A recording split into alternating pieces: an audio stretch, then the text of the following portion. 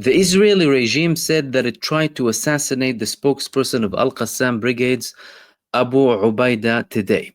This isn't the first time that Israel said that it targeted Abu Ubaidah. As a matter of fact, they previously stated that he was with other leaders when they were targeted. They tried to reach him several times, yet they failed. Why are they trying to assassinate him, and what was the response that came from the Hamas movement in relation to this assassination attempt? Well, firstly, Israel conducted barbaric attacks today in Al Rimal area in Gaza, where families were killed, multiple parents lost all of their children. The horrific scenes that came out from Gaza today of children who are completely butchered, some siblings having the flesh of their family members going out from massacres after Israel struck multiple civilian buildings deliberately. Horrific scenes that are still going on day after day, as if it's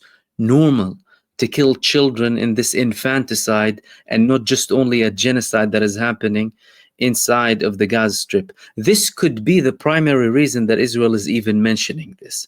Now, the Palestinian resistance, they said that this is part of a psychological warfare coming from Israel, and that Israel is trying to spread rumors to demoralize and demotivate, the resistance and the supporters of the resistance, especially with the reports yesterday that 4 new IDF terrorists were abducted and captured by the Palestinian resistance after 4 operations in Az-Zaytun neighborhood close to Gaza City.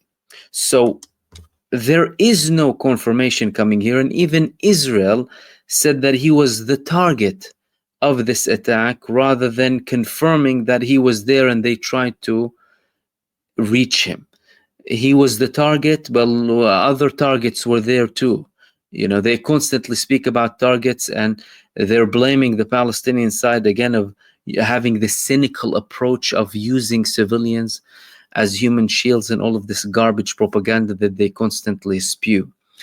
This was a deliberate attack. That's the reality coming from Israel against a civilian neighborhood with some buildings that are not completely destroyed inside of Gaza, because they want to force them out of that area. Israel has been in multiple parts that they're trying to invade again, but now they're having another move to try and force the population out, especially after they have failed following several warnings that they sent to the population. Israel's previous operation to try and ethnically cleanse the north in what was called at the time the General's Plan failed miserably. Later on, they had multiple other operations. They tried to prevent the people from going back to the north as agreed in the ceasefire that took place back in January, but over 500,000 returned, over 600,000 returned to the north. And now approximately 1 million in total are refusing to leave that area to the south, and Israel is deliberately conducting these operations and genocide and infanticide against the population and against the infants in Gaza to try and force them down south. Yet, they are not able to force them out. Some people have left, but the majority of the people are still there. And we're still not talking about the beginning of the operation. Israel has been mentioning multiple dates and deliberately misleading the public in relation to what they're doing in Gaza, and they could be actually already in this operation, but without declaring it. So there were statements that it's going to begin in October. There were other statements that it's going to end in October. There were reports this week that Israel is going to begin the operation inside of Gaza City in mid-September. But the fact of the matter is, they are unable to bring enough soldiers to fight during this campaign. Therefore, they are trying not to report or declare any outright date for this operation so that it doesn't seem like a huge failure, like all of their previous campaigns were huge failures, in their own words. The Israeli finance minister, Bezalel Smotrich, told the IDF chief of staff that they failed in Gideon's chariots too. The IDF chief of staff responded that they implemented everything that was required by the political echelon.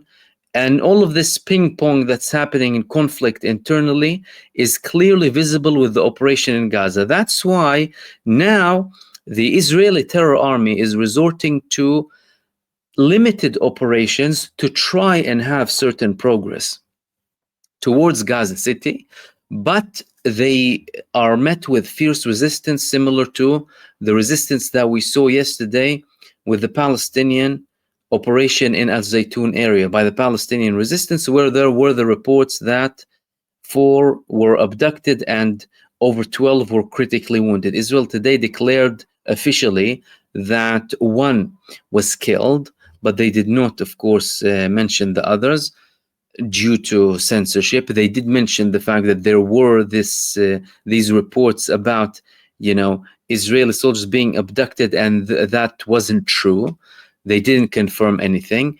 However, the final word still didn't come out by the Palestinian resistance, who usually declare any certain operations after they feel it's safe to declare these operations.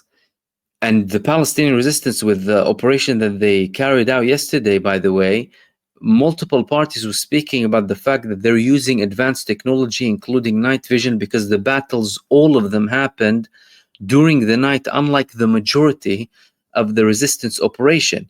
Usually the Palestinian resistance doesn't have, it hardly has anything really in comparison to Israel, but the level of accuracy in relation to what happened yesterday clearly shows that they are obtaining more technology now and managed to introduce new weapons and new equipment 2 years into a genocide. How, where, from where, how did it reach them?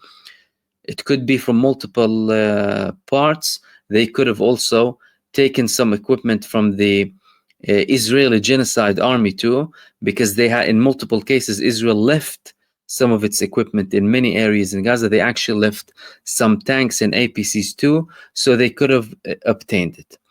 Therefore, this is clearly unsubstantiated. Hamas officially saying that it's psychological warfare being conducted by Israel.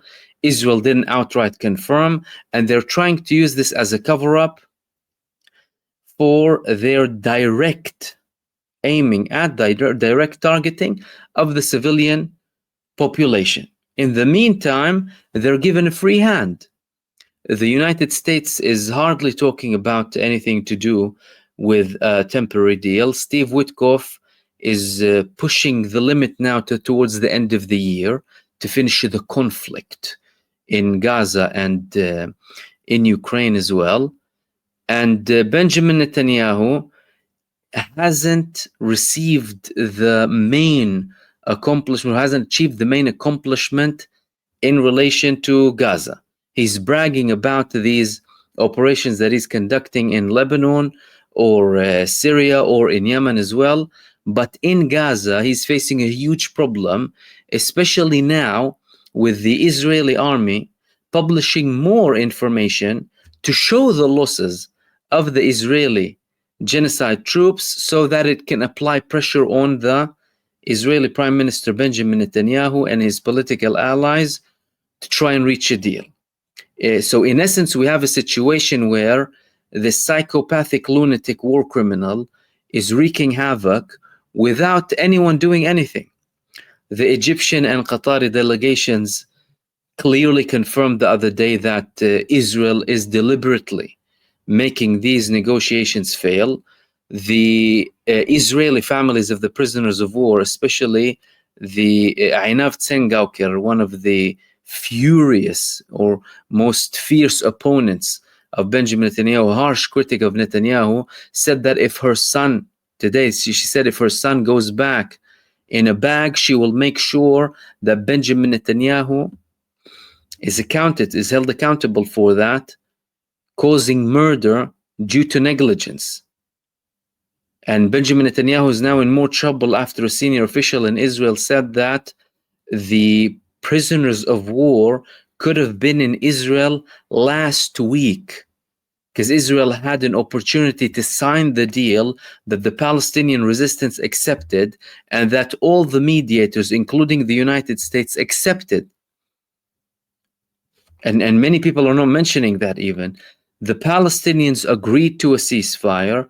The mediators welcomed this approval, the American administration as well, and Israel is refusing to stop this genocide, and they're continuing without anyone stopping them.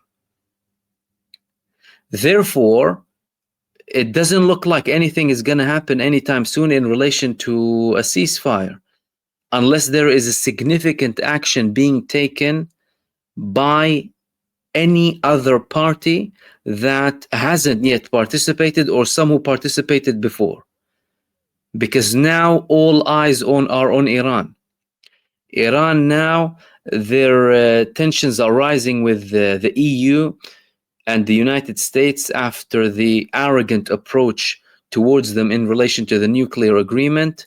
More statements and more senior figures from Israel are talking about a second attack in Iran, and Benjamin Netanyahu also needs an attack against Iran after his previous symbolic attack was a huge failure, and more people in Israel started to criticize this attack and how it did not achieve any of its objectives against Iran.